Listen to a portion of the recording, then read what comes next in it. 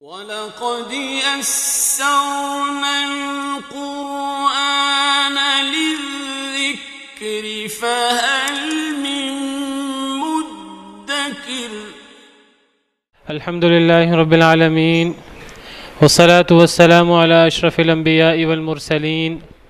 أما بعد، فأعوذ بالله من الشيطان الرجيم من همزه ونفخه ونفثه. بسم الله الرحمن الرحيم. رب اشرح لي صدري ويسر لي أمري واحلل عقدة من لساني يفقه قولي. اللهم انفعنا بما علمتنا وعلمنا ما ينفعنا وزدنا علما. فبشر عبادي الذين يستمعون القول فيتبعون أحسنه. أولئك الذين هداهم الله وأولئك هم أولو الألباب.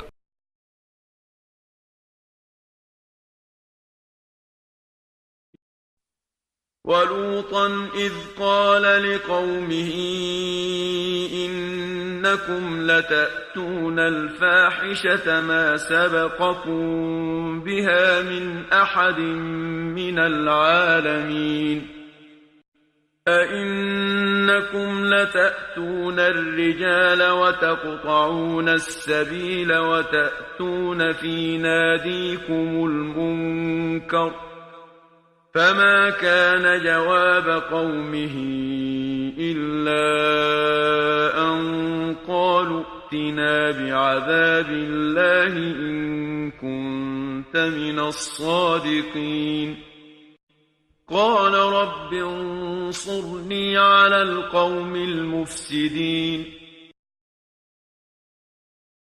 ولما جاءت رسلنا إبراهيم بالبشرى قالوا إنا مهلكو أهل هذه القرية إن أهلها كانوا ظالمين قال إن فيها لوطا قالوا نحن أعلم بمن فيها لننجينه وأهله إلا امرأته كانت من الغابرين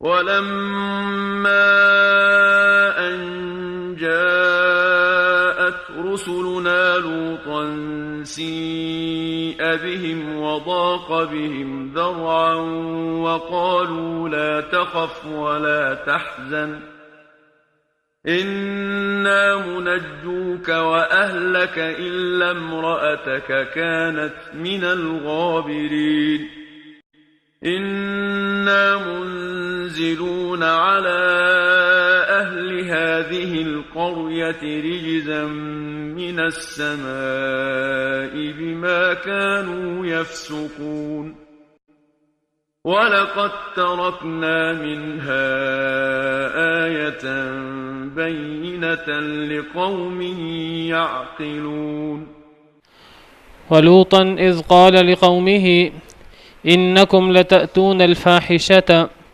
ما سبقكم بها من أحد من العالمين। और लूत अलैहिस्सलाम को याद करो। पीछे हज़रत लूत अलैहिस्सलाम का ज़िक्र हुआ है हज़रत इब्राहीम अलैहिस्सलाम के किस्से में कि हज़रत इब्राहीम अलैहिस्सलाम पर लूत अलैहिस्सलाम ईमान लाए थे, जो हज़रत इब्राहीम अलैहिस्सलाम के सगे भतीजे थे, लूत बिन हारान बिन आज़र। तो अल्लाह फरमाते हैं कि लूत अलैहिस्सलाम के किस्से को याद करो। इज़ क़ाल लिक़ौमिही, जब उन्होंने अपनी कौम से कहा, इन्नकुम लतअतून अल-फ़ाहिशता, बेशक तुम अलबत्ता तुम आते हो बेहयाई को, मा सबक़कुम बिहा मिन अहदिन, नहीं सबक़त लेके गया तुम में से उस बेहयाई के साथ, मिन अहदिन कोई एक भी, मिन अल-आलमीन तमाम जहान वालों में से। हज़रत लूत अलैहिस्सलाम ने अपनी कौम को तौहीद की तरफ दावत दी, जो तमाम अंबिया किराम अलैहिमुस्सलाम की दावत का बुनियादी जौहर खुलासा है। और तौहीद की तरफ दावत देने के साथ साथ जो इस कौम में शिरक के अलावा जो बड़ी बुराई थी, वो एक ऐसी बुराई थी कि अजीब बेहयाई में, फहाशी में ये मुब्तला थे। और वो फहाशी ऐसी थी जो انہی لوگوں نے پہلی مرتبہ ایجاد کی تھی، اور ان سے پہلے کبھی کسی کے دل میں اس برائی کا خیال بھی نہیں آیا تھا۔ تو حضرت لوط علیہ السلام نے اپنی قوم کو اس برائی سے کی لعنت ان کے سامنے واضح کی، اور ان سے کہا کہ تم ایسی بے حیائی کو آتے ہو کہ تم سے پہلے پوری دنیا میں سے تم سے پہلے کسی نے یہ کام نہیں کیا، تم دنیا کی پہلی قوم ہو جو یہ کام کر رہی ہے۔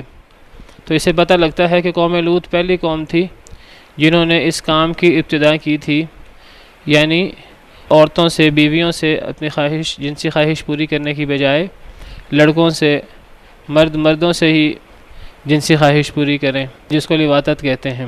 اَإِنَّكُمْ لَتَأْتُونَ الرِّجَالَ، کیا بے شک تم البتہ آتے ہو مردوں کو، وَتَقْطَعُونَ السَّبِيلَ، اور تم کاٹتے ہو رستے کو۔ حضرت لوط علیہ السلام سوال کر رہے ہیں، اس سوال کے اندر ہی انکار ہے۔ ایک سوال اسے استفہام انکاری کہا جاتا ہے، مشہور اصطلاح ہے عربی گرامر کی کہ سوال کیا جاتا ہے اور سوال کے اندر ہی انکار پوشیدہ ہوتا ہے۔ کیا تم مردوں کو آتے ہو؟ مراد یہ ہے، سوال نہیں ہے کہ وہ آگے سے ہاں یا نہ میں جواب دیں گے، یہ اصل میں استفہام انکاری ہے۔ یہ ایسا سوال ہے جس سوال کے اندر ہی انکار پوشیدہ ہے۔ اصل مفہوم یہ ہے کہ تم مردوں کو کیوں آتے ہو، تم ایسا غلط کام کیوں کرتے ہو؟ کیا بے شک تم البتہ آتے ہو مردوں کو، حالانکہ اللہ نے تمہارے لیے جائز رستہ رکھا ہے۔ وَتَقْطَعُونَ السَّبِيلَ، اور تم کاٹتے ہو رستے کو، یعنی کیا تم مردوں کو آتے ہو اور کیا رستے کو کاٹتے ہو۔ رستے کو کاٹنے سے مراد رستے میں بیٹھ کر جو لوگ وہاں سے گزریں ان کا مال لوٹ لینا، انہیں تنگ کرنا، ڈاکہ، چوری اور رہزنی، اسے قطع السبیل کہتے ہیں، اور تم رستے کو کاٹ دیتے ہو۔ وَتَأْتُونَ فِي نَادِيكُمُ الْمُنْكَرَ، اور تم آتے ہو اپنی مجلسوں میں۔ نادی کہتے ہیں ایسی جگہ کو جو ایک اوپن جگہ ہو، جو کوئی چھپی ہوئی جگہ نہ ہو۔ نادی ندا سے ہے، ندا کا مطلب آواز لگانا۔ قرآن کریم کے کئی مقامات پر وَنَادَى أَصْحَابُ الْأَعْرَافِ، اصحاب الاعراف نے پکارا، اصحاب الاعراف نے ندا لگائی۔ وَاسْتَمِعْ يَوْمَ يُنَادِ الْمُنَادِ، سورہ واقعہ میں ہے کہ غور سے سنو، اس دن ایک آواز لگانے والا آواز لگائے گا قیامت کے دن۔ تو ندا کا مطلب ہوتا ہے آواز لگانا، اونچی آواز سے کسی کو پکارنا، تو اسی سے نادی ہے۔ نادی ایسی جگہ ہوتی ہے جہاں لوگ اونچی آواز سے ایک دوسرے کو پکارتے ہیں، جہاں ہلہ گلا ہوتا ہے، جہاں شور ہوتا ہے، تو ایسی جگہ کو نادی کہتے ہیں۔ تو عام طور پہ نادی سے مراد اوپن مجلسیں، آج کل کی جدید عربی میں کلب وغیرہ کو نادی کہتے ہیں، نادی۔ تو وَتَأْتُونَ فِي نَادِيكُمُ الْمُنْكَرَ، تم آتے ہو اپنے اوپن مجلسوں میں، اپنی مجلسوں میں المنکر، بے حیائی کو، منکر کو، کھلے عام منکر کام کرتے ہو، تم کھلے عام جو ہے وہ ناجائز کام کرتے ہو۔ تو قوم لوط میں جو برائیاں تھیں، ایک تو لواطت، شرک کے علاوہ لواطت اور رستے کو کاٹنا۔ رستے کے کاٹنے سے مراد میں واضح کر چکا ہوں، اس سے مراد رہزنی ہے، ڈاکہ مارنا، مسافروں کو لوٹنا۔ اگرچہ بعض مفسرین نے رستے کو کاٹنے سے مراد یہ بھی لیا ہے کہ وہ جو اللہ نے جنسی خواہش پوری کرنے کا جائز رستہ ہے، وہ رستہ تم کاٹتے ہو، تم اس رستے کو اختیار نہیں کرتے، اس رستے کو چھوڑ کر تم ایک ناجائز رستہ اختیار کرتے ہو۔ لیکن جو مشہور تفسیر ہے تقطعون السبیل، قطع السبیل، مشہور تفسیر یہی ہے کہ وہ رہزنی کرتے تھے۔ اگرچہ بعض مفسرین نے تقطعون السبیل سے مراد جائز رستے کو چھوڑنا، جائز رستے کو چھوڑ کر ناجائز رستہ اختیار کرنا، یہ بھی مراد لی ہے۔ تو جو اس قوم میں بڑی بڑی برائیاں تھیں شرک کے بعد، لواطت اور اس کے ساتھ ساتھ رہزنی، مسافروں کو لوٹنا، اور تیسرا کہ اتنے بے حیا ہو گئے تھے کہ انہیں غلط کام کے اوپر کوئی شرمساری، کوئی حیا محسوس نہیں ہوتی تھی۔ یہ حرام کام، اللہ کے ناپسندیدہ کام، یہ چوری چھپے کرنے کی بجائے علل اعلان کرتے تھے، اوپن مجلسوں میں گناہ کرتے تھے۔ اس اوپن مجلس میں گناہ کرنے سے کیا مراد ہے؟ بعض مفسرین نے کہا کہ اس سے مراد امام مجاہد وغیرہ، ان کی رائے یہ ہے کہ اس سے مراد ہے کہ یہ جو فحاشی کا کام تھا، لواطت وغیرہ کا، یہ کام چوری چھپے نہیں کرتے تھے، یہ کام بھی علی اعلان کرتے تھے، ولیعاذ باللہ، ایک دوسرے کے آمنے سامنے، ولیعاذ باللہ۔ بعض مفسرین نے کہا کہ اس سے مراد ہے کہ کوئی بھی گناہ، ضروری نہیں کہ یہ فحاشی اور لواطت کا گناہ ہو، کوئی بھی گناہ جو ہے وہ کھلے عام کرتے تھے، ان کو گناہ کرتے ہوئے شرم محسوس نہیں ہوتی تھی۔ بعض مفسرین نے حضرت عائشہ رضی اللہ عنہا اور دیگر مفسرین سے مروی ہے کہ اس سے مراد یہ ہے کہ فضول کام کرتے اور فضول کام کر کے بلا وجہ ہنسا کرتے۔ تو حضرت عائشہ وغیرہ سے مروی ہے کہ ہوا خارج کرتے اپنی، اور ہوا خارج کر کے کہہ کے لگایا کرتے، اور یہ برائی ہمارے ہاں بھی مشہور ہے، اور یہ بڑے ایک ناجائز اور غلط کام ہے۔ اس طرح کر کے جو ہے وہ اس چیز کو مذاق بنایا جائے اور اس پہ بھی ٹھٹھے اور کہہ کے لگائے جائیں، تو یہ چیز کوئی پسندیدہ نہیں ہے۔ نبی کریم صلی اللہ علیہ وسلم کا ارشاد ہے، آپ نے فرمایا کہ وعلیکم السلام، تم میں سے ہر بندہ ایک کام کرتا ہے، ہر بندے سے ہوا خارج ہو جاتی ہے، چاہتے ہوئے نہ چاہتے ہوئے بھی، تو تم ایک ایسی چیز پہ کیوں ہنستے ہو جو تم بھی یہ کام کرتے ہو، جو تم سے بھی ہو جاتی ہے؟ تو ایسی چیزوں پر کہہ کے لگانے ایسی چیزوں پر کہہ کے لگانے کا مطلب یہ ہے کہ انسان جو ہے وہ اب اصل میں لہو و لعب اور کھیل کود میں مبتلا ہو گیا، اور اسے وہ جو اللہ کا ڈر ہے اور یہ چیزیں کم ہو گئی ہیں۔ ایسی چیزوں پر ہنسنا اور کھیل کود میں پڑنا، یہ چیزیں کوئی پسندیدہ نہیں ہیں، یہ کوئی لہو و لعب کا کام نہیں ہے۔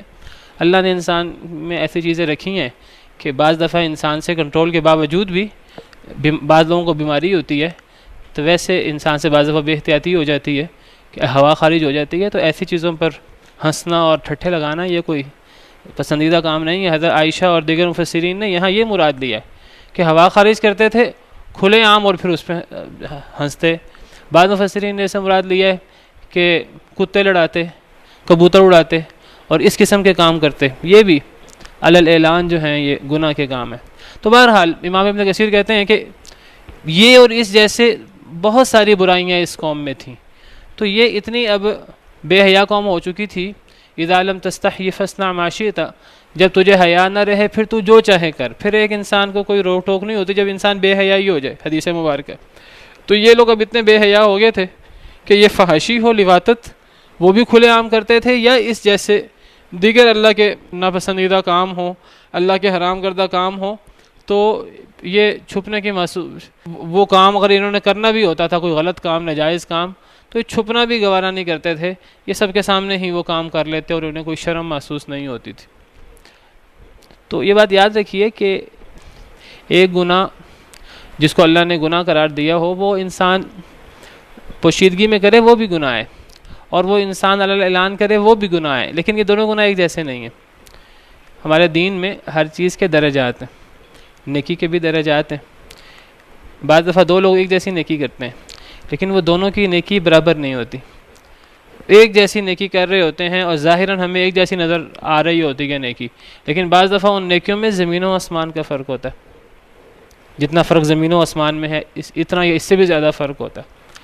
ایک مشہور حدیث آپ کو پہلے بیان کی تھی کہ وہ جو دو صحابی نیکی کرنے کی کوشش کرتے تھے، ایک صحابی جو ہیں وہ اکٹھے مسلمان ہوئے تھے، وہ تو ایک صحابی نیکیوں میں پیش تھے، اور وہ صحابی جو ہیں وہ ان کو اللہ نے شہادت نصیب کی اور وہ اپنی جان انہوں نے اللہ کے راستے میں قربان کی، جنگ کے اندر شہید ہو گئے۔ اور دوسرے صحابی جو ہیں وہ ان سے عام روٹین کے اندر تھوڑا پیچھے تھے نیکیوں کے معاملے میں، اور انہیں اللہ نے شہادت بھی نہیں دی، وہ 1 سال کے بعد جو ہے وہ عام بستر مرگ پہ فوت ہوئے۔ اور وہ ایک صحابی نے انہیں خواب میں دیکھا دونوں کو، تو دیکھا کہ جو بعد میں فوت ہوئے ہیں، جو بستر مرگ پہ فوت ہوئے ہیں، شہید بھی نہیں ہوئے، تو وہ جنت کے سامنے ہیں یہ، تو جنت میں وہ پہلے داخل ہوئے شہید ہونے والے سے۔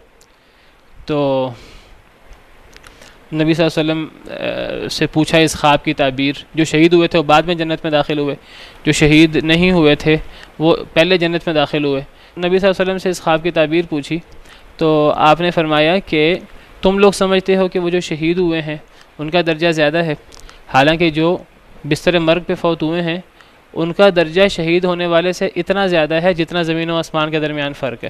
ان دونوں کے درجے میں اتنا فرق ہے جتنا زمین و آسمان کے درمیان فرق ہے۔ وجہ کیا ہے؟ فرمایا وجہ یہ ہے کہ وہ جو بعد میں شخص فوت ہوا وہ 1 سال مزید بھی تو زندہ رہا ہے، اس نے 1 سال کے اندر نمازیں بھی پڑھی ہیں، سجدے بھی کیے ہیں، ایک رمضان نیا بھی گزارا ہے، اس رمضان کے روزے بھی رکھے ہیں. تو یہ 1 سال گزارنے سے اور 1 سال زائد عمل کرنے سے وہ بستر مرگ پہ فوت ہوا ہے. بستر مرگ پہ فوت ہوتے ہوئے بھی وہ شہید ہونے والے سے اتنے زیادہ درجے لے گیا ہے کہ جتنا زمین و آسمان کے درمیان فرق ہے، تو بعد میں فوت ہونے والے کا درجہ اتنا زیادہ ہے. تو بعض دفعہ ہمیں محسوس نہیں ہو رہا ہوتا کہ دو چیزیں ہمیں دیکھنے میں ایک جیسی نظر آ رہی ہوتی ہیں، یا ہمیں ایک چیز دوسرے سے زیادہ افضل نظر آ رہی ہوتی ہے، حالانکہ دوسری چیز اس سے زیادہ افضل ہوتی ہے.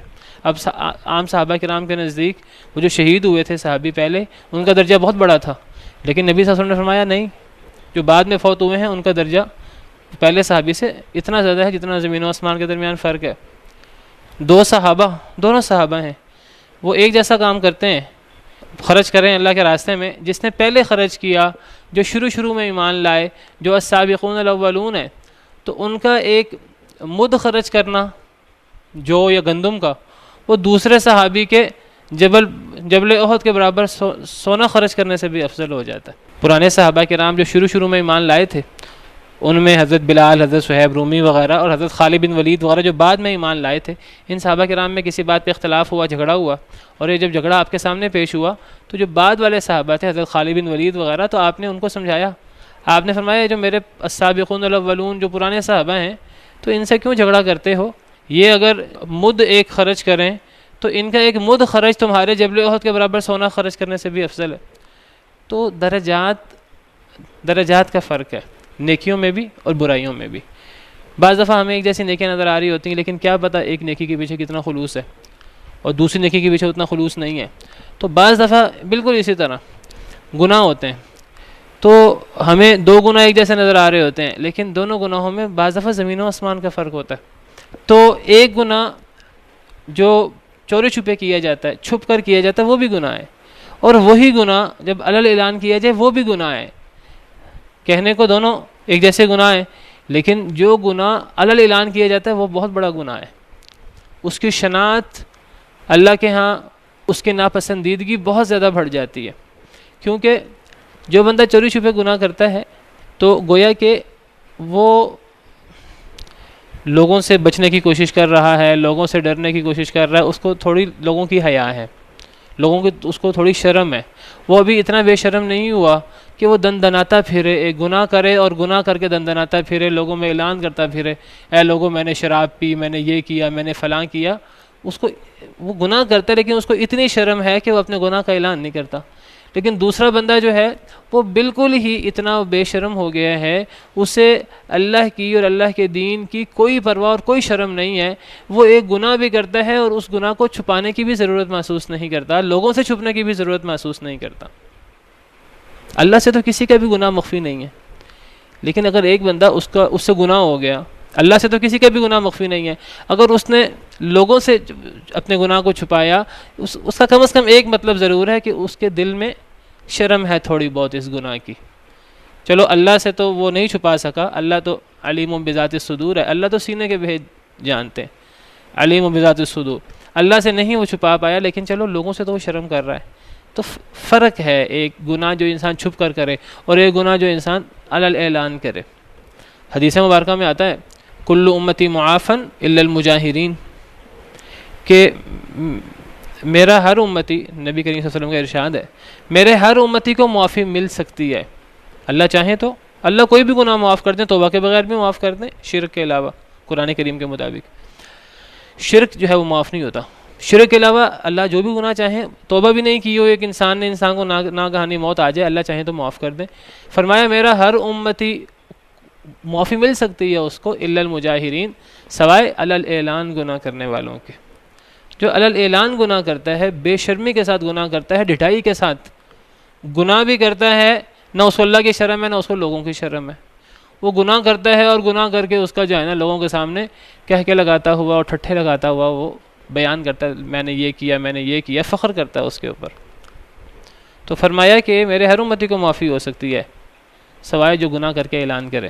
پھر آپ صلی اللہ علیہ وسلم نے مثال بیان کی، ایک بندے نے رات گناہ کیا، رات تھی، لوگوں نے نہیں دیکھا، اللہ نے اس کا گناہ چھپا لیا لوگوں سے، وہ اللہ نے اس کا گناہ چھپا لیا، وہ لوگوں کے سامنے چھپاتا نہیں ہے، وہ دن میں لوگوں کے سامنے بیان کرتا ہے، لوگوں میں نے رات فلاں فلاں گناہ کیا تھا، دیکھو مجھے اس گناہ پر مجھے کوئی شرمساری نہیں ہے، مجھے کوئی پرواہ نہیں ہے اس گناہ کی۔ اللہ نے اس کے گناہ کو چھپایا، وہ اللہ کے ستر کا پردہ پھاڑ دیتا ہے۔ اللہ نے اس کے گناہ کو لوگوں سے چھپایا اور وہ اس گناہ کو لوگوں کے سامنے ظاہر کر رہا ہے۔ تو وَتَأْتُونَ فِي نَادِيكُمُ الْمُنكَرَ، بہت بڑا جرم ہے یہ، علی الاعلان گناہ کرنا۔ کچھ لوگ ہیں آج ہمارے ہاں بھی، بہت سے لوگ ہیں، گناہ کس سے نہیں ہوتا، ہر شخص سے گناہ ہوتا ہے، بڑے نیک سے نیک لوگوں میں جن کو ہم نیک سمجھتے ہیں ان سے بھی گناہ ہوتا ہے، لیکن اللہ ان کے گناہ کو پردہ رکھ دیتے ہیں، وہ بھی شرم کرتے ہیں، لوگوں کو نہیں بتاتے۔ بعض دفعہ اللہ انہیں توفیق بھی دے دیتا ہے توبہ کرنے کی، لیکن کچھ ایسے لوگ ہیں جو گناہ کر کے لوگوں کے سامنے ڈٹائی سے بیان کرتے ہیں، ان کو کوئی پرواہ نہیں ہے کہ کیا غلط ہے کیا صحیح ہے، ان کو حلال حرام کی کوئی پرواہ نہیں ہے، وہ بڑی بے باکی کے ساتھ اپنے گناہ اور ان چیزوں کو بیان کرتے ہیں، ان کے نزدیک حلال حرام کو کوئی فرق نہیں ہے۔ تو یہ چیز بڑی خطرناک ہے، اللہ معاف کرے۔ تو فرمایا کہ کیا تم مردوں کو آتے ہو، تم رستوں کو کاٹتے ہو اور تم اپنی مجلسوں کے اندر اوپن مجلسوں میں گناہ کا کام کرتے ہو۔ فما کان جواب قومی ہی، پس نہیں تھا ان کی قوم کا جواب، الا مگر ان قالوا، یہ کہ انہوں نے کہا، ایتینا بعذاب اللہ، لے آؤ ہم پر اللہ کا عذاب، ان کنت من الصادقین، اگر ہے تو سچوں میں سے۔ اب ان کے پاس جواب تو تھا کوئی نہیں، جب جواب نہ ہو تو پھر آگے سے سختی اور تشدد اور برے انداز سے جواب دیا جاتا ہے۔ انہوں نے بڑے برے طریقے سے جواب دیا اور انہوں نے کہا کہ تم نے جو کرنا ہے کر لو، تم ہمیں عذاب کے وعدے دیتے ہو، عذاب کی دھمکیاں دیتے ہو، جو تم نے عذاب لانا ہے وہ تم عذاب لے آؤ، ہمیں کوئی ڈر نہیں لگتا اللہ کے عذاب سے، تم نے جو عذاب لانا ہے وہ عذاب لے آؤ، اگر تم سچے ہو تو ہم پر عذاب لے آؤ، والعیاذ باللہ۔ قال رب انصرنی، فرمایا اے میرے رب مدد کر میری، علی القوم المفسدین، ایک فسادی اور فاسق و فاجر قوم پر۔ کہا اے اللہ جب ایک قوم اتنی ڈھیٹ ہو جائے کہ وہ اللہ سے عذاب مانگنا شروع کر دے، اسے کوئی پرواہ نہ ہو اپنے گناہ کی، تو کہا پھر اے اللہ آپ ہی مدد کر سکتے ہیں، آپ ہی میری مدد کریں فساد کرنے والی قوم پر، اس قوم کے بارے میں آپ ہی میری مدد کریں۔ وَلَمَّا جَاءَتْ رُسُلُنَا إِبْرَاهِيمَ بِالْبُشْرَى، اب اس قوم پر اللہ کا عذاب کیسے آیا، پھر جو قوم اتنی ڈھیٹ ہو جائے پھر اللہ کے عذاب سے کیسے بچ سکتی ہے؟ اللہ تعالیٰ اب اس قوم پر آنے والے عذاب کا ذکر کر رہے ہیں، قوم لوط پر کیسے اللہ کا عذاب آیا۔ اللہ فرماتے ہیں کہ جب آئے ہمارے رسول، ہمارے فرشتے بھیجے ہوئے، ابراہیم علیہ السلام کے پاس بالبشرا، بشارت لے کر، اب اللہ نے فرشتوں کو بھیجا اس قوم پر عذاب اتارنے کے لیے، لیکن وہ فرشتے قوم لوط کے پاس جانے سے پہلے حضرت ابراہیم علیہ السلام کے پاس آئے بشارت دینے کے لیے۔ حضرت ابراہیم علیہ السلام کے پاس بشارت دی اور بشارت دینے کے بعد پھر وہ قوم حضرت لوط علیہ السلام کے پاس آئے ان کی قوم کو عذاب دینے کے لیے۔ تو حضرت ابراہیم علیہ السلام کے پاس سے ہوتے ہوئے وہ قوم لوط کے پاس گئے۔ یہاں اشارے ہیں سورہ عنکبوت میں، یہ واقعہ سورہ ہود میں، سورہ ہجر میں اور دیگر صورتوں میں زیادہ تفصیل سے موجود ہے۔ حضرت ابراہیم علیہ السلام کے پاس ان لوگوں نے، ان فرشتوں نے کیسے خوشخبری دی، کیسے حضرت ابراہیم علیہ السلام نے ان کے لیے کھانا پیش کیا اور انہوں نے کھانا نہیں کھایا، تو وہ ساری تفصیل جو ہے وہ سورہ ہود میں اور سورہ ہجر میں ہم پڑھ آئے ہیں پیچھے، یہاں اشارے ہیں۔ اور جب آئے ہمارے رسول ابراہیم علیہ السلام کے پاس بالبشرا، بشارت لے کر، قالوا، اور انہوں نے کہا، ان فرشتوں نے جب حضرت ابراہیم علیہ السلام کو بشارت دی، کس کی بشارت دی تھی؟ حضرت اسحاق اور حضرت یعقوب علیہ السلام، ان دونوں کی اکٹھی بشارت دی تھی، بیٹے اور پوتے دونوں کی بشارت دی تھی۔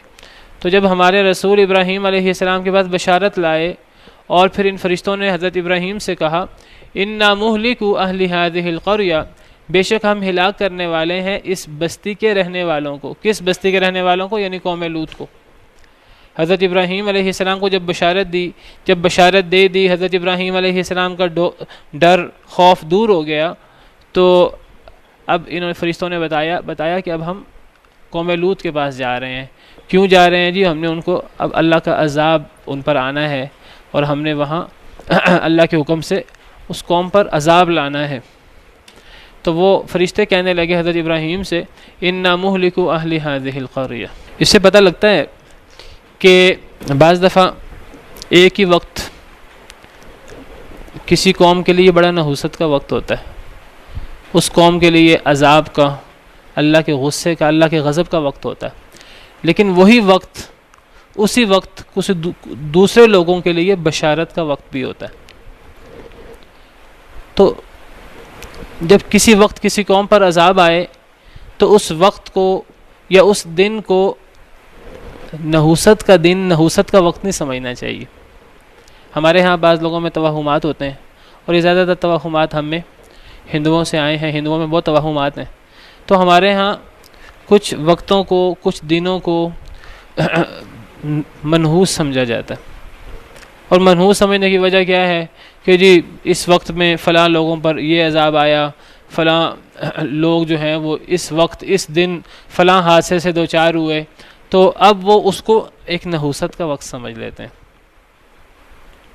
اور وہ سمجھتے ہیں کہ یہ وقت سب کے لیے منحوس ہے، حالانکہ اللہ نے کسی دن کو کسی وقت کو منحوس نہیں بنایا۔ وقت بھی اللہ کی مخلوق ہے، زمانہ بھی اللہ کی مخلوق ہے، تو جب یہ سب چیزیں اللہ کی مخلوق ہیں، تو جب اللہ نے ایک چیز کو منحوس قرار نہیں دیا تو ہم کیسے کسی چیز کو منحوس قرار دے سکتے ہیں؟ کسی وقت میں، کسی دن میں، کسی مہینے میں، کسی سال میں کوئی نحوست نہیں ہوتی۔ ہم میں سے کچھ لوگ ہیں جو بدھ کے دن کو، بعض دفعہ مہینے کے آخری بدھ کو، بعض لوگ جو ہے شوال کے مہینے کو، بعض لوگ منگل کو، بعض کسی مخصوص گھنٹے کو منحوس سمجھتے ہیں، بعض لوگ منحوس سمجھتے ہیں کچھ چیزوں کو، اور ان منحوس سمجھنے کے پیچھے کچھ قصے اور واقعات بھی ہیں۔ ضرور وہ واقعات ہوئے ہوں گے، کوئی قصے ہوئے ہوں گے، لیکن کسی مخصوص زمانے میں کوئی قصہ، کوئی واقعہ ہونے سے یہ ثابت نہیں ہوتا کہ وہ وقت اور وہ دن اور وہ گھڑی اور وہ مہینہ منحوس ہو گیا ہے۔ اگر کوئی گھڑی کسی شخص کے لیے منحوس ہوتی ہے، اسی وقت بیائی نہیں، اسی وقت وہی گھڑی کسی اور کے لیے بشارت بھی ہوتی ہے۔ اب یہاں آپ دیکھیں قوم لوط پر عذاب آ رہا ہے، ایک پوری قوم اللہ کے شدید غصے کا شکار ہو رہی ہے، اور عذاب بھی ایک نہیں، کئی عذاب، لیکن وہی وقت حضرت ابراہیم، وہی فرشتے جو قوم لوط پر عذاب لا رہے ہیں، وہ حضرت ابراہیم علیہ السلام کے پاس سے ہوتے ہوئے انہیں بشارت دے رہے ہیں۔ ایک ہی فرشتے ایک نبی کو بشارت دے رہے ہیں اور دوسرے نبی کی قوم پر عذاب لا رہے ہیں، اور جو قوم لوط پر عذاب آ رہا ہے بیائی نہیں، اسی وقت حضرت لوط علیہ السلام کے لیے بھی بشارت ہے کہ حضرت لوط علیہ السلام ایک بری اور ایک غلط قوم سے نجات پا رہے ہیں۔ تو کیسی عجیب بات ہے، ممکن ہے اللہ کے لیے کیا مشکل تھا، اللہ تعالیٰ جو ہے کچھ عرصہ پہلے حضرت ابراہیم علیہ السلام کو بشارت دے دیتے، اللہ تعالیٰ جو ہے وہ قوم لوط کو تباہ کرنے کے کچھ عرصہ کے بعد حضرت ابراہیم علیہ السلام کو بشارت دے دیتے۔ جہاں اتنا لمبا عرصہ انتظار کی حضرت ابراہیم علیہ السلام نے، اور تھوڑا معاملہ آگے پیچھے ہونے سے کوئی فرق نہیں پڑتا تھا، لیکن وہ فرشتے جو قوم لوط پر عذاب لا رہے ہیں، وہی فرشتے حضرت ابراہیم علیہ السلام کو بشارت دے رہے ہیں۔ ایک ہی وقت حضرت ابراہیم کے لیے بشارت کا، اور وہی وقت حضرت لوط کے لیے بھی بشارت کا ہے اگر آپ غور کریں تو، اور قوم لوط کے لیے وہ عذاب کا اور نحوست کا وقت ہے۔ تو اس سے پتہ لگا کہ کوئی وقت منحوس نہیں ہوتا، کوئی دن منحوس نہیں ہوتا، کوئی جگہ بھی منحوس نہیں ہوتی در حقیقت، لیکن اصل میں ہمارے اعمال منحوس ہوتے ہیں، ہمارے برے اعمال ایک چیز کو منحوس بنا دیتے ہیں۔ اگر کوئی بھی شخص وہ برا عمل کرے گا، برے عمل کی نحوست ہوتی ہے۔ اگر ایک شخص برا عمل کرے گا، اس شخص پر جس وقت وہ برا کام کر رہا ہے تو اس شخص کے لیے وہ وقت آپ سمجھیں نحوست کا وقت ہے، اور اگر وہی برا کام کوئی شخص کسی اور وقت میں کرے گا تو اس شخص کے لیے کوئی اور وقت جو ہے وہ نحوست والا وقت ہو جائے گا۔ تو نحوست کسی وقت میں نہیں ہوتی، نحوست اصل میں برے کام میں ہوتی ہے۔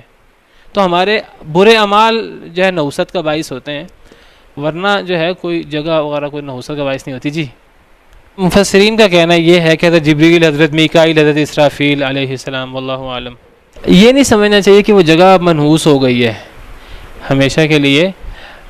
ویسے جو ہے اس جگہ یعنی عبرت حاصل کرنی چاہیے کہ یہاں اللہ کا عذاب آیا، انسان جو ہے وہ وہاں اب ٹھہرے، اور انسان وہاں خوش گپیوں میں اور غفلت میں مبتلا ہو، اور اللہ کا عذاب آئے تو حکم ہے کہ ایسی جگہوں سے انسان کو، ایسی جگہوں پر دیر تک ٹھہرنا نہیں چاہیے، جلدی نکل جانا چاہیے۔ جی وہ ان کا اشارہ اسی طرف ہی ان کا اشارہ ہے کہ وہ آپ نے فرمایا یہاں سے جلدی نکل چلو. تو اب وہ جگہ کی نحوست تھی یا وہ کیا وجہ تھی واللہ عالم. بہرحال یعنی نحوست جو ہے میں سمجھتا ہوں برے کام کی نحوست ہوتی ہے. اب بعض دفعہ ایک قوم پر اگر وہ جگہ بھی منحوس ہو، ایک ہی جگہ پر ایک قوم کے لیے مصیبت اور عذاب ہوتا ہے، اور وہی جگہ اسی وقت یا بعد والے اوقات میں کچھ لوگوں کے لیے نعمتوں کا باعث بھی ہو جاتی ہے.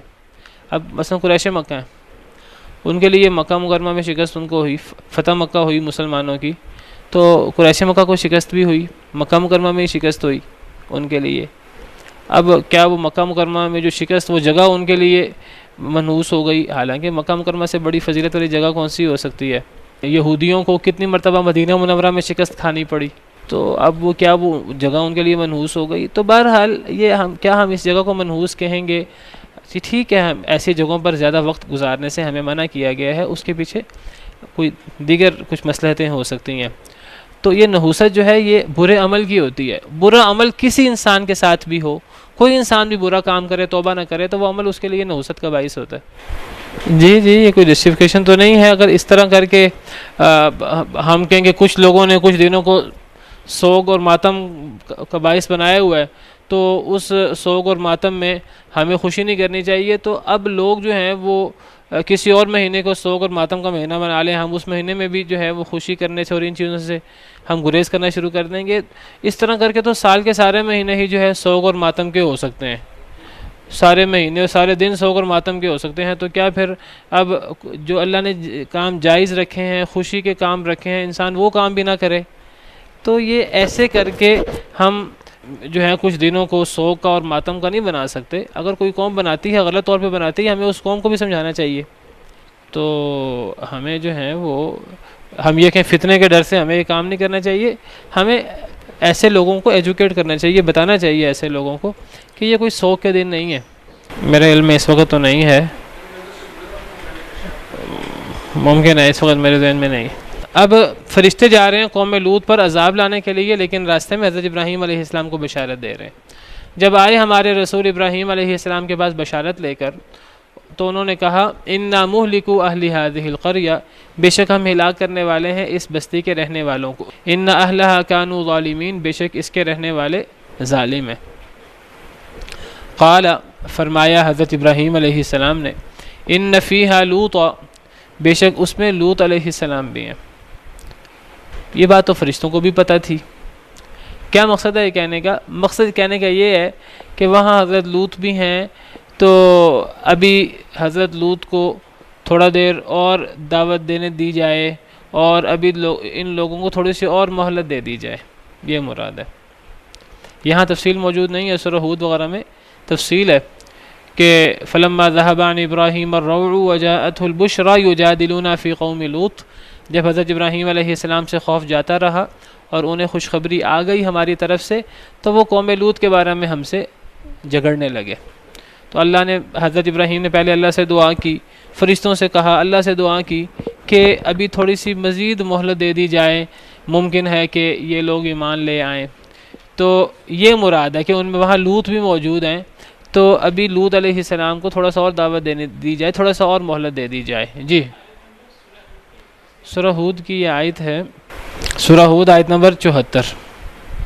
فلما ذهب عن ابراہیم الروع، جب ابراہیم علیہ السلام سے خوف جاتا رہا. شروع میں حضرت ابراہیم علیہ السلام خوف زدہ ہو گئے تھے، جب فرشتوں نے کھانا نہیں کھایا تھا تو خوف زدہ ہو گئے تھے کہ شاید یہ دشمن ہے. تو جب بعد میں فرشتوں نے بتایا نہیں ہم تو فرشتے ہیں اس لیے کھانا نہیں کھا رہے، اور پھر فرشتوں نے بشارت دی حضرت اسحاق کی اور پھر یعقوب علیہ السلام کی. تو جب حضرت ابراہیم علیہ السلام سے خوف جاتا رہا، بشارت مل گئی، تو پھر وہ قوم لوط کے بارے میں جھگڑنے لگے. اور حضرت ابراہیم کا مقصد یہ تھا تھوڑا سا ان کو مہلت دی جائے. تو حضرت ابراہیم فرماتے ہیں کہ وہاں تو لوط بھی ہیں، مراد یہ ہے کہ ابھی تھوڑی سی مہلت دی جائے اس قوم کو. یہ حضرت ابراہیم علیہ السلام کی طبی رحم دلی کی وجہ سے تھا. حضرت ابراہیم علیہ السلام بہت رحم دل اور بہت جو ہے وہ لوگوں کی ہمدردی کرنے والے تھے. وہ کہنے لگے اس میں تو لوط بھی ہے. قالوا، فرشتے کہنے لگے نحن اعلم بمن فیہا، ہم زیادہ جانتے ہیں ان کے بارے میں جو اس میں ہیں، ہمیں بھی پتہ ہے وہاں لوط ہے. لننجینہ، البتہ ہم ضرور نجات دے دیں گے اس کو، حضرت لوط علیہ السلام کو، وَأَهْلَهُ اور ان کے گھر والوں کو، إِلَّا امْرَأَتَهُ سوائے اس کی بیوی کے، كَانَتْ مِنَ الْغَابِرِينَ وہ ہے پیچھے رہ جانے والوں میں سے یا ہلاک ہو جانے والوں میں سے۔ انہوں نے کہا کہ ہمیں پتہ ہے کہ وہاں حضرت لوط علیہ السلام بھی ہیں، ہم انہیں اور ان کے گھر والوں کو نجات دیں گے، لیکن گھر والوں میں سے بیوی نہیں بچے گی، بیوی بھی پیچھے رہ جانے والوں میں سے، ہلاک ہو جانے والوں میں سے ہوگی۔ وجہ کیا ہے؟ وجہ یہ ہے کہ بیوی کافر تھی، اور بیوی جو ہے وہ کافروں کے ساتھ تھی اور کافروں کی حمایت کرتی تھی، ہر دم ان کی حمایت کرتی تھی۔ اس لیے اللہ تعالیٰ نے کافر لوگوں کے لیے حضرت نوح اور حضرت لوط کی بیویوں کو مثال کے طور پہ پیش کیا۔ ضرب اللہ مثلا للذین کفروا امرأۃ نوح وامرأۃ لوط، اللہ نے کافر لوگوں کے لیے مثال پیش کی نوح علیہ السلام کی بیوی کی اور لوط علیہ السلام کی بیوی کی۔ جب اللہ نے کسی کو ہدایت نہیں دینی ہوتی تو بعض دفعہ نبی کے گھر بھی کافر ہوتے ہیں اور نبی کے گھر بھی انہیں ہدایت نہیں ملتی، اور بعض دفعہ جب اللہ نے ہدایت دینی ہو کسی کو تو ایمان والوں کے لیے اللہ نے فرعون کی بیوی حضرت آسیہ کی مثال پیش کی کہ کس طرح ایک ایسے شخص کے گھر میں جو اللہ ہونے کا دعویٰ کرتا تھا اور جو کفر کا سرغنہ اور کفر کا بہت بڑا امام تھا، کس طرح اس کے گھر اللہ نے ایک ایسی مومن خاتون کو پیدا کر دیا۔ وَضَرَبَ اللَّهُ مَثَلًا لِّلَّذِينَ آمَنُوا امْرَأَتَ فِرْعَوْنَ، تو یہ اللہ کے کام ہے، اللہ جو چاہتے ہیں کرتے ہیں، اللہ کے فیصلوں کو کوئی ٹالنے والا نہیں ہے۔ تو فرشتوں نے کہا کہ ہم حضرت نوح کو نجات دیں گے، ان کے گھر والوں کو بھی، سوائے ان کی بیوی کے، کانت من الغابرین وہ پیچھے رہ جانے والوں میں سے یا ہلاک ہو جانے والوں میں سے، دونوں معنی مفسرین نے کیے ہیں غابرین کے، ہلاک ہو جانے والوں میں سے بھی یا پیچھے رہ جانے والوں میں سے۔ حضرت لوط علیہ السلام کے گھرانے میں کون کون لوگ شامل تھے؟ تو کہا جاتا ہے کہ حضرت لوط اور ان کے گھرانے میں 4 لوگ تھے، حضرت لوط، ان کی بیوی اور 2 بیٹیاں۔ ہمارے سامنے تفصیلات نہیں ہیں، ممکن ہے کہ نکاح اس وقت ہوا ہو جب ابھی نبی نہ بنے ہوں، اور نبی بننے کے بعد اب حضرت لوط علیہ السلام نے دعوت دی ہو اور وہ ایمان نہ لائی ہو ان کی بیوی، لیکن اس شریعت میں، ہماری شریعت میں تو اگر کوئی ایک مسلمان ہو جائے شوہر یا بیوی میں سے تو پھر نکاح ٹوٹ جاتا ہے، تو اس شریعت میں ایسی بات نہیں ہوگی۔ اس شریعت میں ایک مسلمان ہو ایک کافر ہو پھر بھی ان کو ایک نکاح میں رہنے کی اجازت ہوگی اور لازماً ہوگی۔ اجازت تھی تو حضرت لوط علیہ السلام کے ساتھ ان کی کافر بیوی ساتھ رہتی تھی، اگر اجازت نہ ہوتی تو سب سے پہلے حضرت لوط علیہ السلام طلاق دے دیتے۔ اسی طرح حضرت نوح علیہ السلام کی شریعت میں بھی یہی صورت ہوگی کہ ان کی شریعت میں جو ہے وہ کافر، ایک مسلمان ہو ایک کافر ہو، ممکن ہے حضرت نوح حضرت لوط کا نکاح جو ہے نبی بننے سے پہلے ہوا ہو اور پھر بعد میں یہ عورتیں ایمان نہ لائی ہوں، جان بوجھ کر انہوں نے کافر عورت سے شادی نہ کی ہو۔ واللہ عالم، ہمیں اس کی تفصیلات کا نہیں پتہ، لیکن ایک بات ضرور ثابت ہوتی ہے کہ کم از کم ان کی شریعت میں یہ بات موجود تھی کہ اگر نکاح ہوا ہو اگر تو ایک مسلمان ہو جائے اور دوسرا کافر ہو تو ان کا نکاح ٹوٹتا نہیں تھا۔ ہماری شریعت میں ٹوٹ جاتا ہے لیکن ان کی شریعت میں نہیں ٹوٹتا تھا۔ اگر وہ ٹوٹتا ہوتا تو یہاں حضرت نوح کی بیوی کو، حضرت لوط کی بیوی کو ان کی بیویاں قرار نہ دیا جاتا۔ نکاح تو ہوا تھا لیکن اب یہ نہیں پتا کہ جب نکاح ہوا تھا تو دونوں یعنی تب حضرت لوط نبی تھے اور ایک نبی نے کافر عورت سے نکاح کیا، یا یہ حضرت لوط کی نبوت سے پہلے کا واقعہ ہے نکاح کا، ہمیں اس کی تفصیلات کا نہیں پتہ۔ ہم نے وہ جو ہماری کلاس ہوئی تھی قصص القرآن کی، قصص الانبیاء کی، تو وہاں ہم نے پڑھا تھا کہ قوم لوط میں صرف ایک گھر مسلمان تھا، فما وجدنا فیہا غیر بیت من المسلمین، 27ویں پارے میں سورہ زاریات میں ہے کہ جب اللہ فرماتے ہیں جب ہم نے اس قوم پر عذاب اتارا تو اس قوم میں ایک گھرانے کے علاوہ کوئی بھی مسلمان نہیں تھا، اور وہ ایک گھرانہ حضرت لوط علیہ السلام کا تھا، اور اس گھرانے کے افراد کون تھے؟ حضرت لوط، ان کی بیوی اور 2 بیٹیاں، حضرت لوط کا بیٹا بھی کوئی نہیں تھا، تو 2 بیٹیاں، تو بیوی کافر تھی، تو گویا کہ صرف حضرت لوط اور ان کی بیٹیوں کو نجات ملی اور کسی کو نجات نہیں ملی، واللہ عالم۔ فرمایا وَلَمَّا أَنْ جَاءَتْ رُسُلُنَا لُوطًا سِيءَ بِهِمْ وَضَاقَ بِهِمْ ذَرْعًا، اور جب یہ کہ آئے ہمارے رسول لوط علیہ السلام کے پاس، یہ ساری بات تو حضرت ابراہیم علیہ السلام کے پاس ہو رہی ہے کہ ہم قوم لوط پر عذاب لائیں گے، ان کے قوم لوط والے بڑے ظالم ہیں۔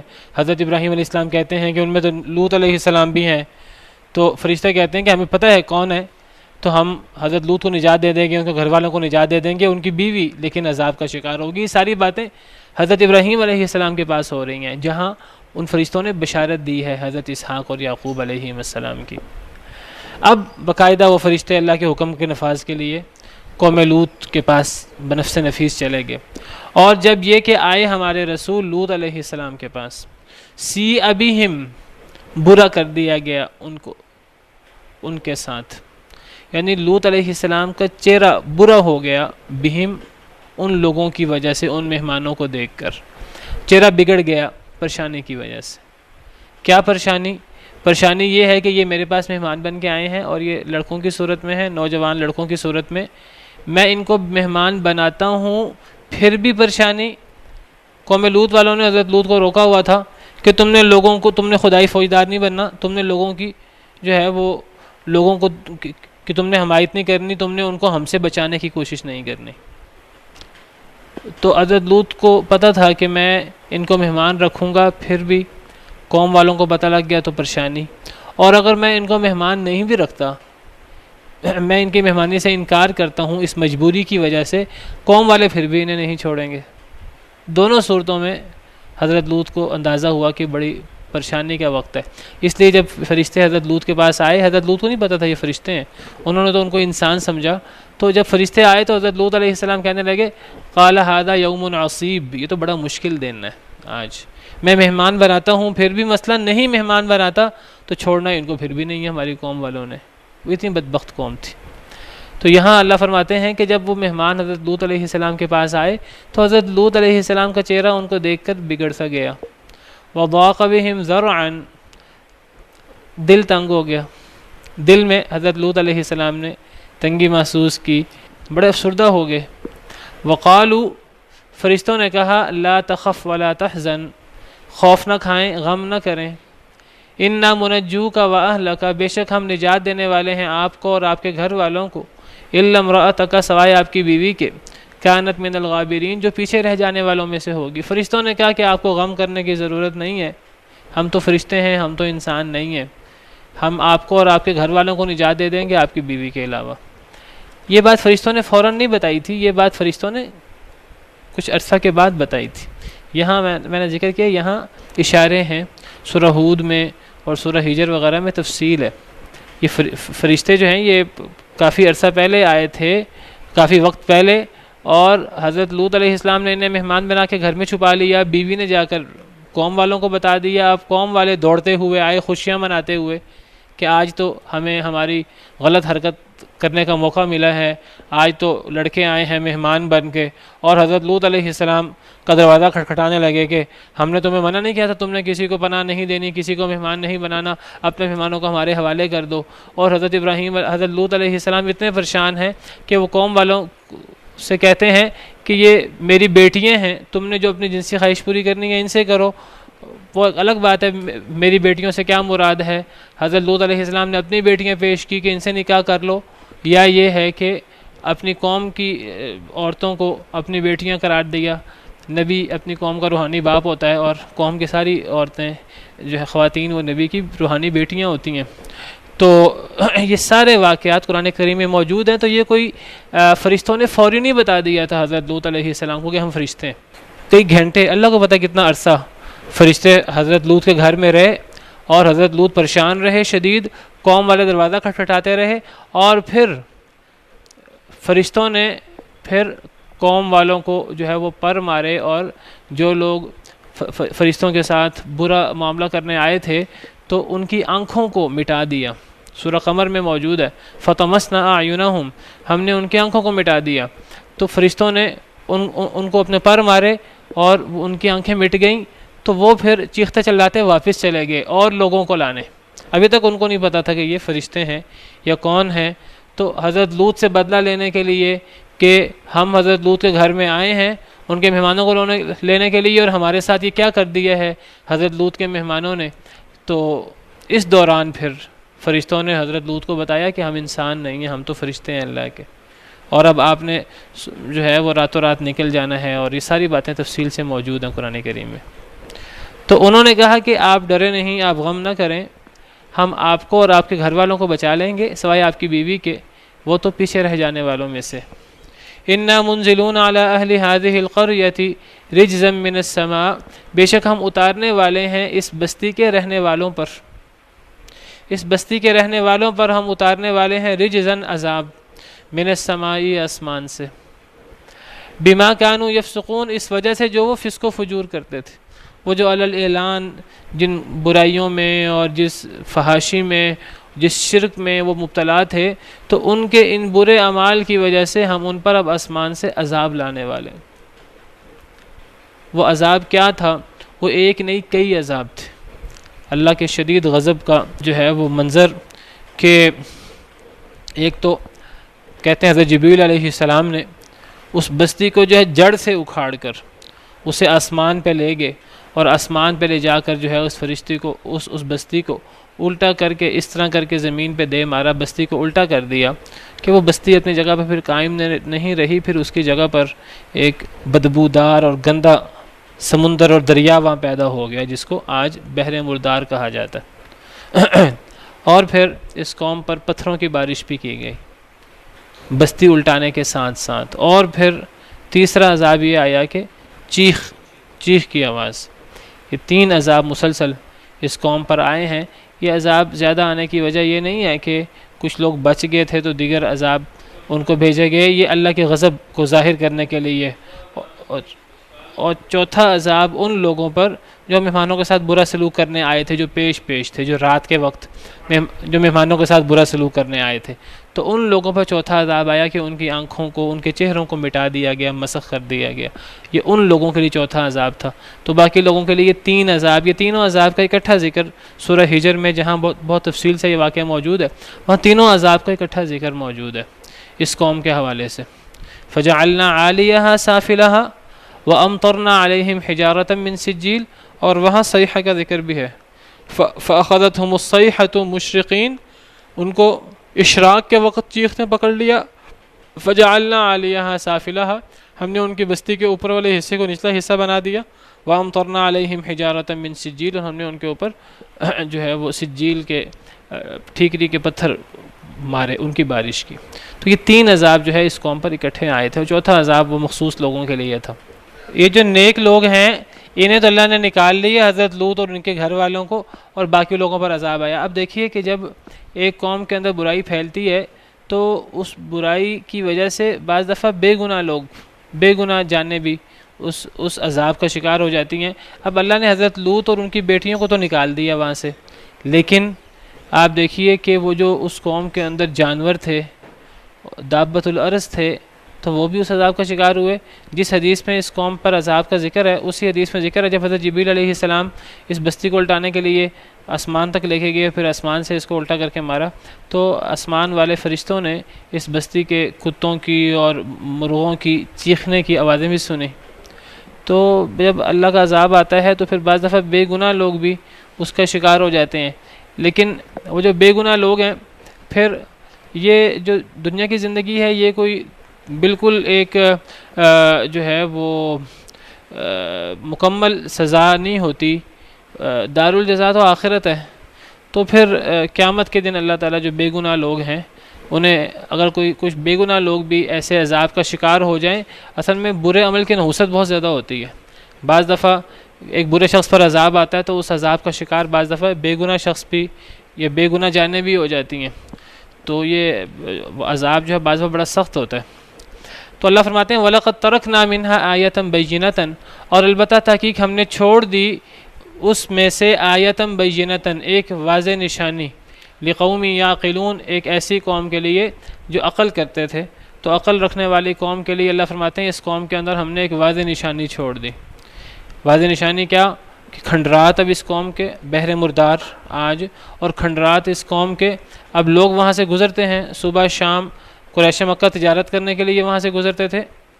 وَإِنَّكُمْ لَتَمُرُّونَ عَلَيْهِمْ مُصْبِحِينَ وَبِاللَّيْلِ، تم صبح بھی وہاں سے گزرتے ہو، رات کو بھی وہاں سے گزرتے ہو، افلا تعقلون، کیا تم عقل نہیں کرتے؟ تو اس کھنڈرات کے اندر بحر مردار ایک بدبودار وہ ایک جگہ ہے، تو وہاں جو ہے یہ اللہ نے ایک روشن نشانی جو ہے وہ چھوڑی ہے کھنڈرات، تاکہ لوگ عقل کریں کہ کیسے ایک قوم پر اللہ کا شدید عذاب آیا ان کے گناہوں کی وجہ سے۔ سبحان ربک رب العزت عما یصفون وسلام علی المرسلین والحمد للہ رب العالمین۔ برحمه تحلو الحياة شوقا